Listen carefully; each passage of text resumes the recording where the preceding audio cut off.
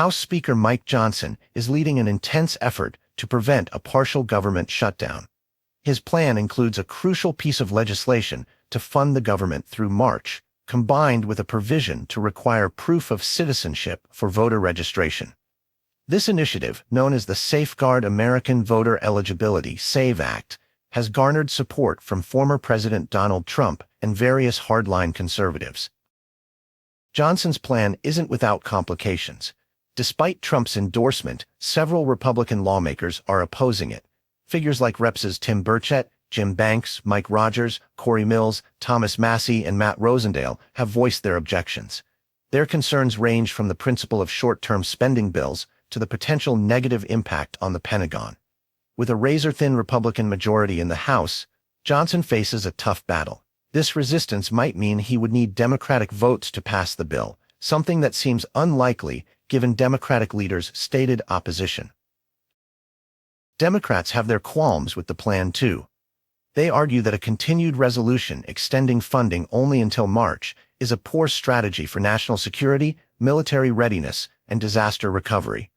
High-ranking Democrats like Senate Majority Leader Chuck Schumer and President Joe Biden have already pledged to veto the bill if it reaches their desks. Johnson's strategy, however, is more than just a short-term funding fix. The SAVE Act part of his plan focuses on ensuring that only U.S. citizens can vote, addressing conservative concerns about election integrity. This move highlights a core conservative value, safeguarding American democracy and preventing illegal voting. While there's scant evidence of significant non-citizen voting, the SAVE Act aims to tighten willful adherence to the law, a principle conservatives hold dear. Johnson's proposal is not the only major issue Congress is tackling. There are also ongoing considerations about impeaching President Biden.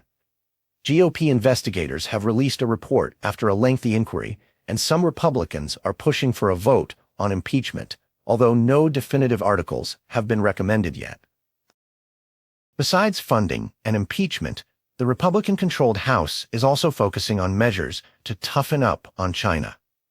They are considering legislation to ban the purchase of American agricultural land by foreign adversaries and to block funding to institutions with Confucius Institutes, reflecting a strong national security stance. The SAVE Act has potential implications for future elections, shifting the dynamics by requiring documented proof of citizenship for voter registration. This requirement could impact voter turnout, particularly among demographic groups that typically lean Democratic, such as college students and minorities, who might have difficulties providing such documentation. Despite the internal conflicts and potential legislative roadblocks, Johnson remains resolute. As he stated, there is no fallback position. This is a righteous fight. This is what the American people demand and deserve. His firm stance echoes the spirit of personal responsibility and rule of law, which are fundamental to conservative ideology. Johnson's leadership in this high-stakes episode embodies the challenging yet determined path conservatives champion, protecting election integrity, maintaining fiscal responsibility, and ensuring national security.